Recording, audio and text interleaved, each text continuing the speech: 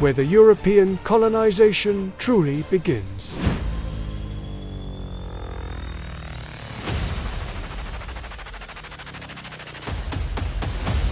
Imagine standing on the rocky shores of North America, not in the 1600s, not even in the 1400s, but centuries earlier, when no one in Europe had yet heard of Columbus. The wind is sharp, the sea is restless, and a small wooden ship creaks as it pulls into an unknown bay. The people on board are not English, not Spanish, but Norse explorers, wearing wool and fur, carrying axes and shields. This is where the story of European colonization truly begins, long before the Pilgrims, long before Jamestown, with a tale of courage, ambition, and the relentless pull of new horizons. The history of European colonization in what would become the United States is not a single story. It is a tapestry woven from many threads. Norse adventurers, Spanish conquistadors, Dutch traders, Swedish settlers, French missionaries, and British colonists. Each came with their own dreams, their own struggles, and their own vision of what this new world could be. From the icy coasts of Newfoundland to the warm shores of Virginia, from bustling Dutch ports to Puritan meeting houses, these early centuries shaped the land, the people, and the conflicts that would define America. And it all began with a few daring voyages across an unforgiving ocean. Centuries before Columbus, around the year 1000, Norse explorers from Greenland, led by Leif Erikson, reached the coast of North America. They called it Vinland, a place of wild grapes, forests, and rich fishing waters. Their settlements were small and short-lived, but their journeys proved something monumental, that Europe and North America were connected by a navigable sea. Though the Norse didn't leave lasting colonies, their voyages planted the seed of possibility, the idea that there was land across the ocean waiting to be explored. For hundreds of years, that knowledge lay dormant, until the age of exploration reignited Europe's hunger for discovery. By the late 1400s and early 1500s, Spain emerged as the dominant power in the Americas. After Columbus's voyages, Spanish explorers pushed into the Caribbean, Mexico, and South America, and soon into what is now the United States. Juan Ponce landed in Florida in 1513, searching for riches and perhaps the mythical fountain of youth. Hernando de Soto marched through the southeast in the 1540s, encountering vast Native American societies. Spanish missions and forts appeared in Florida, New Mexico, Texas, and California, blending European and indigenous cultures, but also bringing disease, conflict, and conquest. The Spanish approach was often one of control, converting native peoples to Christianity, extracting resources, and claiming vast territories in the name of the crown. In the early 1600s, the Dutch arrived with a different vision. They were traders, not conquerors, and their eyes were on profit. They established New Netherland, with its capital at New Amsterdam, today's New York City.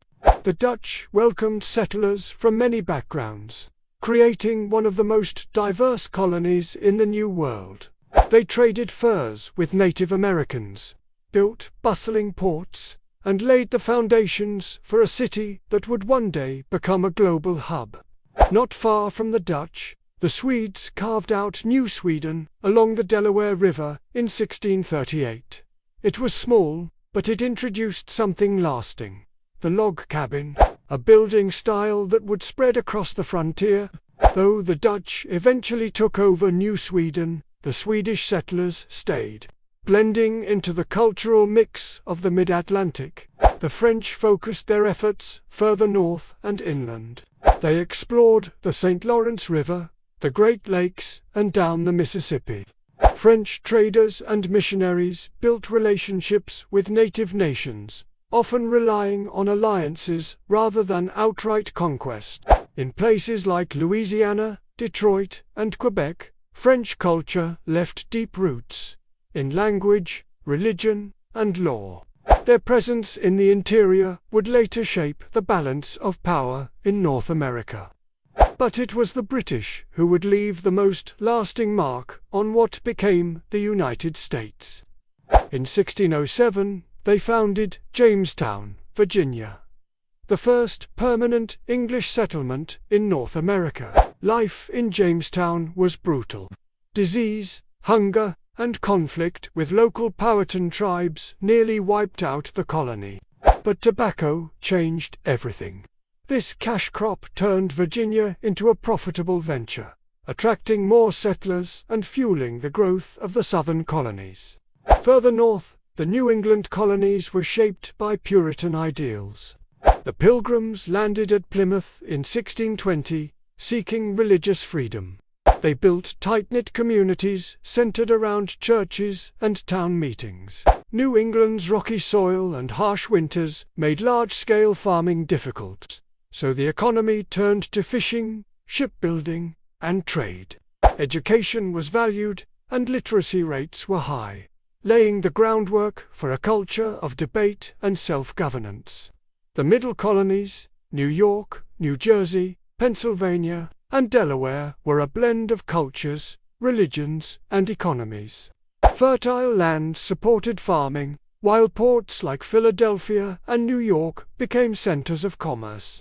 Pennsylvania, founded by William Penn as a haven for Quakers, became known for religious tolerance and fair dealings with Native Americans, at least in its early years.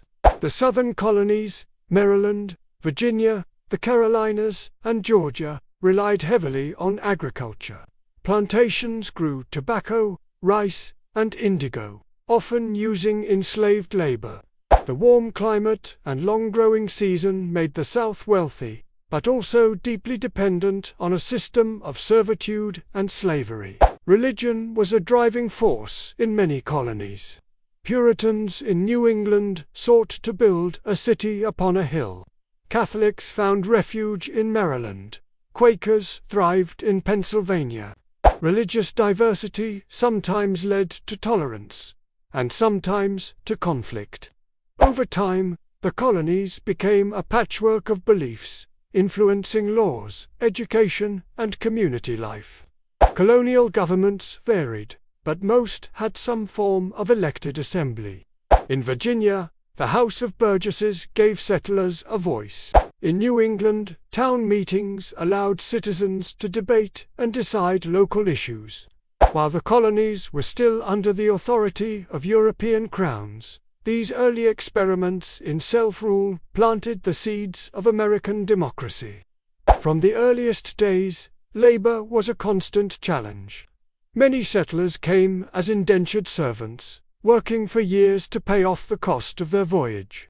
But over time, the system shifted toward race-based slavery. By the 1700s, enslaved Africans were a central part of the colonial economy, especially in the South.